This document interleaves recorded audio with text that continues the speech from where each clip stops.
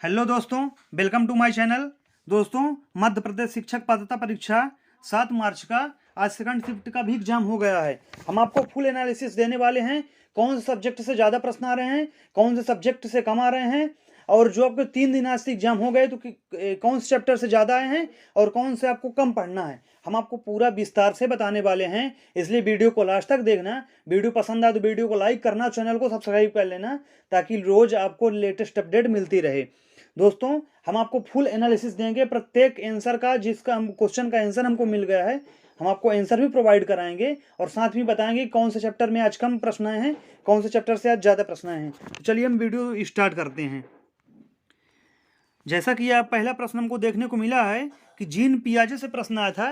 वो किस टाइप का प्रश्न था ये तो नहीं मिल पाया है, लेकिन जीन पियाजे से एक प्रश्न पूछा गया था। सेकंड क्या आया था, किसने चारों अवस्थाएं दी, मतलब 4 ठो अवस्थाएं किसने दी है, कौन बताया है, इसके मतलब पूछा गया था। तो कुछ लोग तो बोले थे कि हम जीन पियाजे किए हैं। इसका राइट आंसर क्या होगा ये आपको कमेंट में बताना है। पक्षियों के बारे में एक प्रश्न आया था और एक प्रश्न यह आया था दोस्तों कि कांटोदार पत्तियों में कौन सा पक्षी घोंसला बनाता है। जो कांटेदार पक्षियां हैं, कौन सा पक्षी ऐसा है कांटेदार पत्तियों में जो घोंसला बनाकर रहता है। गणित आज कुछ लोग बोल रहे थे गणित कुछ कठिन आ रही है, कुछ मतलब लेवल डेली के अपेक्षा से कुछ कठिन है। घातांक से एक प्रश्न आ रहा है कि इनके घातांकों को जोड़ने के लिए घातांक से प्रश्न आ रहा है। स्कलर पियाजे के नियम आए थे, स्कलर पियाजे के नियम से आया था। समास का एग्जाम्पल दिया था दोस्तों, एक एग्जाम्पल दे दिया था और पूछा गया था कि कौन सा समास है। तो समास मतलब 3 दिन से डेली आ रहा है, इसी समास को आपको अच्छे से करके जाना, क्योंकि समास से क्वेश्चन ज़्यादा बन रहे हैं। एक अनुपात समानुपात से प्रश्न आपको देखने को मिला। त्रिभुज की भुजाओं का अनुपात से मतलब त्रिभुज से भी एक प्रश्न मिला है जो उसके अनुपात के बारे में पूछ रहा था। एक फुल फॉर्म भी पूछा गया दोस्तों कि मतलब शॉर्ट फॉर्म देखे इसका फुल फॉर्म क्या होगा। एक बौद्धिक क्षमता से प्रश्न आया है और अंतरिक्ष से भी प्रश्न आ रहे हैं। अंतरिक्ष से तो अच्छे खासे प्रश्न आ रहे हैं दोस्तों, जैसा कि आपको पता है कि 3-4 दिन से डेली अंतरिक्ष के प्रश्न आ रहे हैं, तो आप अंतरिक्ष भी अच्छे से कर लीजिएगा। चलिए नेक्स्ट प्रश्न आपको दिखाते हैं। ये संगात्मक विकास से एक प्रश्न आया था। अंतरिक्ष विज्ञान तो हम बताई दी कि प्रश्न ज़्यादा आ रहे हैं अंतरिक्ष विज्ञान से, इसको आप अच्छे से पढ़ लीजिए। विभाज्यता का नियम, विभाज्यता का नियम दोस्तों कुछ लोग बोल रहे हैं कि आया था, कुछ लोग बोल रहे हैं नहीं आया था, लेकिन आपको अच्छे से प्रिपेयर होके जाना है। हो सकता है आपके शिफ्ट में आ जाए, आज ना आया हो कल आ जाए, लेकिन कुछ लोग बोल रहे हैं आया था, कुछ लोग बोले थे कि नहीं आया था, तो इसलिए इसको एग्जैक्ट हम नहीं बता रहे हैं। संधि समास विलोम पर्यायवाची शब्द, इससे तो डेली है रहे हैं, आपको पता ही है, इसको आपको अच्छे से करके जाना है। इसरो से प्रश्न आया था। बुद्धि लब्धि से प्रश्न आ रहा है, ये 2 दिन से लगातार बुद्धि लब्धि से आ रहा है, इसको बुद्धि लब्धि आपको अच्छे से पढ़ के जाना है। 1 से 40 तक सम संख्याएं कितनी होती हैं पूछा गया था। ये नॉर्मल है क्वेश्चन है, कोई कठिन नहीं है। एक घंटे और मिनट का प्लस आया था दोस्तों, मतलब इसका घंटे और मिनट प्लस करने में कितना आएगा। नंबर सिस्टम से प्रश्न आ रहा है। लाभ हानि से भी कुछ लोग बोले हैं आ रहा है, कुछ लोग बोले नहीं आ रहा है, लेकिन आपको लाभ हानि भी पढ़ के जाना है और इजी क्वेश्चन आ रहे हैं, ये लाभ हानि से ज़्यादा कठिन क्वेश्चन नहीं आ रहे हैं। माध्य से एक प्रश्न देखने को मिला है। चतुर्भुज के चारों कोणों का योग मतलब दिया था और एक कोण का योग निकालने के लिए बोला था, इसे टाइप करके प्रश्न आया था, इसलिए भी इसको त्रिभुज के तीनों कोणों को याद कर लेना है, चतुर्भुज के चारों कोणों को याद कर लेना है, ताकि आपको अच्छे से बन जाए। चलिए नेक्स्ट आपको वीडियो दिखाते हैं।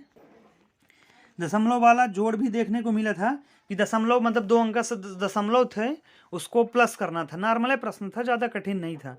दूसरा आपको क्या देखने को मिला था, 8/25 को दशमलव में लिखिए।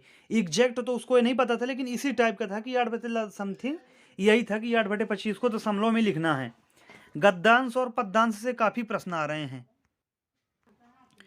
इसलिए आप गद्यांश और पद्यांश अच्छे से पढ़ के जाना। प्रत्यय और कारक, गद्यांश और पद्यांश से इस टाइप से प्रश्न आते हैं कि वो एक गद्यांश दे देगा, उसको 3-4 ठो प्रश्न आपको हल करना है, उसका शीर्षक पूछ सकता है और कुछ पूछ लेगा, इसी टाइप के प्रश्न आते हैं। प्रत्यय और कारक से प्रश्न आया था। उदात्त का विलोम, संस्कृत में आया था दोस्तों कि उदात्त का विलोम क्या होगा, तो ऐसे प्रश्न देखने को मिले हैं। त्रिभुवन में कौन सा समास होगा, तो आपको पता है द्विगु समास हो गया, बहुत ही जी प्रश्न है। ऐसे टाइप के मतलब 2-3 समास दे देता है कि इसका बोलेगा कि कौन सा समास है। ऐसे संधि दे देता है कि संधि बोल देगा इसमें कौन सा संधि विच्छेद है, इसलिए संधि और समास आपको अच्छे से पढ़ के जाना है। एक इस टाइप का प्रश्न था 7वां नंबर, प्राथमिक स्तर पर पढ़ने वाले का आकलन, पढ़ने वाले की क्षमता का आकलन कैसे किया जाता है।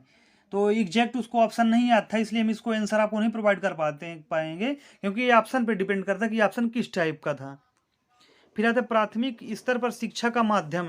ये प्राथमिक स्तर पर आपको पता ही होना चाहिए, सबसे ज़्यादा माध्यम होता है मातृभाषा का। जो मातृभाषा वही बच्चा सबसे ज़्यादा सीखता है। अलंकार से एक प्रश्न आया था, लेकिन सरल ही आया था, ज़्यादा कठिन प्रश्न नहीं आया था।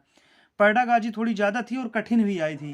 पैडागॉजी में आप ज़्यादा ध्यान दीजिए, क्योंकि 2-3 दिन से जो पेपर हो रहे हैं, जैसे आज से 6 शिफ्ट में पेपर हो गए, तो 6 शिफ्ट में पैडागॉजी से मैक्सिमम प्रश्न आ रहे हैं और टफ प्रश्न आ रहे हैं। इसलिए पैडागॉजी को आप अच्छे से कवर कर लिए। प्रत्येक शब्द का मतलब प्रत्येक सब्जेक्ट का पैडागॉजी आप अच्छे से पढ़ लीजिए। एक ज्ञानपीठ पुरस्कार से प्रश्न आया था कि मतलब इसको ज्ञानपीठ कब मिला है, कौन सी पुस्तक में मिला, इसे मतलब में दिया है, तो आप इसको ज्ञानपीठ पुरस्कार पढ़ लीजिए कि इसको कब मिला। समाज से एक प्रश्न आया था, ये तो हम बता दिए हैं। 1 से 12 तक विषम संख्याओं के वर्गों का योग।